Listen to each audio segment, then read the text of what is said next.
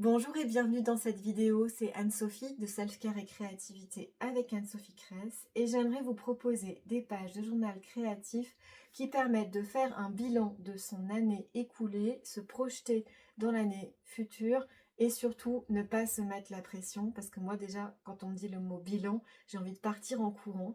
Donc je voulais vous proposer des pages pleines de couleurs, d'images, de symboles, de traits, etc. mais qui apportent de la joie et un regard doux et bienveillant sur ce qu'on a traversé, sur ce qu'on souhaite pour soi pour la suite et sur ce qui est possible de faire ou être ici et maintenant. Je vais essayer de structurer cette vidéo en 3 parties. Une partie qui se tourne vers le regard qu'on tourne vers le passé, vers l'année écoulée. Une partie avec des pages qui vont se projeter vers l'année qui s'ouvre, l'année à venir, et une dernière partie qui va combiner les deux. Donc on y va, je vais commencer par des formes de pages qui font un bilan d'une période passée. Celle-ci, c'est une page que j'aime bien, que j'appelle les 3 guirlandes. On peut s'amuser avec du collage, différents types de médiums. L'idée, c'est de faire une guirlande qui représente les choses qui ont été faciles et douces dans l'année écoulée, une deuxième guirlande qui va venir symboliser ce qui a été plus difficile à traverser et une troisième qui concerne les apprentissages. Cette proposition est complètement détaillée dans le livre Pause créative, écrire, coller, dessiner et peindre pour retrouver le calme en soi avec le journal créatif. Et il y a 2 vidéos, une courte et une un peu plus longue, qui donnent tous les détails. Une autre façon de se tourner vers le passé, c'est de faire une ligne du temps, tout simplement, et de revisualiser son année en notant, en symboles, en mots, etc., ce qui s'est passé, mais sans que ce soit chronologiquement parfait, sans que ce soit exhaustif, absolument pas. Des dessins très enfantins, des couleurs qui montrent ce qui a été vécu, et ensuite faire un petit moment de réflexion en regardant cette page, je remarque que, etc. Donc ça, c'est assez agréable à faire, pas très compliqué, et surtout, ça permet de faire d'une façon qui n'est pas que mentale, c'est-à-dire que dès qu'on laisse émerger des dessins, des couleurs, des symboles, on est dans quelque chose de plutôt intuitif. Une autre façon de se retourner sur l'année passée, et ça peut être sur une journée, une semaine, un mois, c'est une page que j'aime beaucoup qui est de choisir les éléments positifs, c'est-à-dire dont on est fier, puisque personnellement moi j'ai plutôt tendance à voir tout ce que je n'ai pas fait, pas été, pas accompli, plutôt que ce que j'ai fait, été et accompli. Donc, je l'ai mise dans 2 de mes livres, donc Mon carnet, ma tasse et moi. Fière de moi, voilà, donc on voit les étapes, il y a une petite vidéo, et puis une proposition supplémentaire qui s'appelle La médaille, je me donne la médaille de. Donc c'est un livre super riche, il y a beaucoup de propositions dedans, et dans ce livre-là, Pause carnet le temps d'un café, la proposition 27. Il y a une proposition par page avec un QR code et une petite vidéo aussi.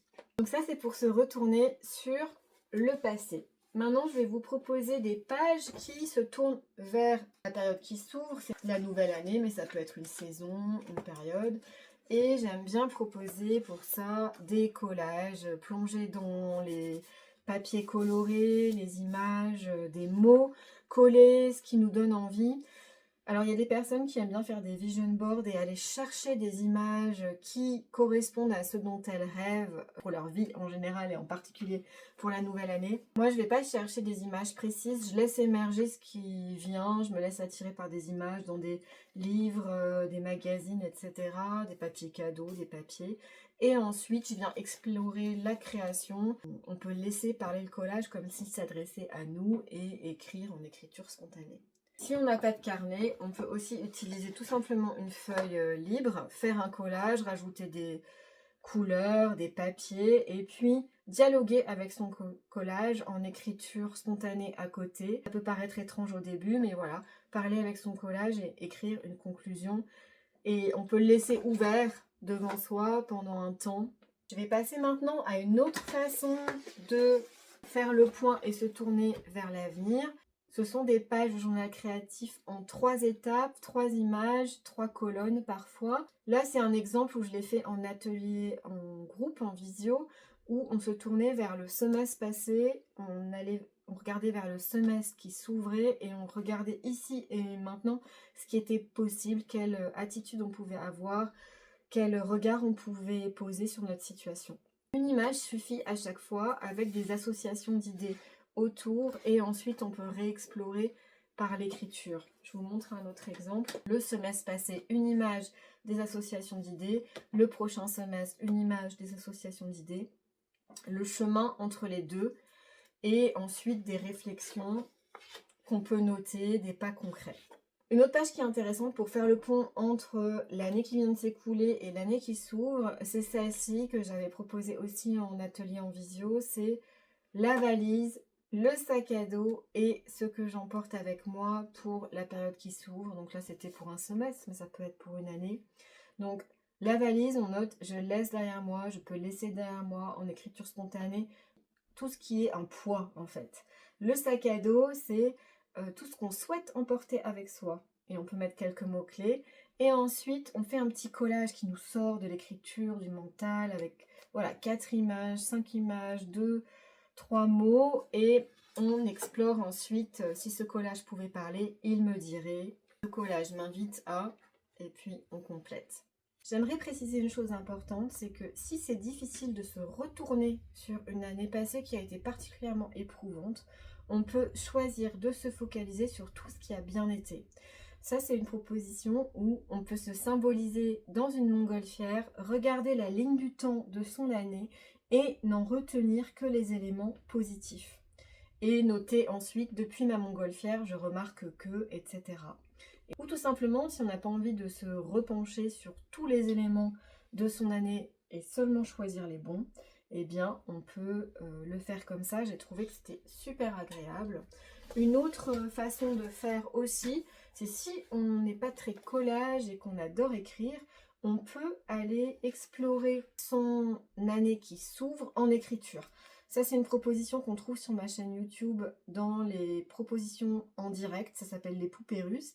Et c'est une proposition où on plonge de plus en plus profondément dans ses souhaits, les souhaits qu'on a pour soi-même, pour l'année qui s'ouvre. C'est seulement quasiment par l'écriture.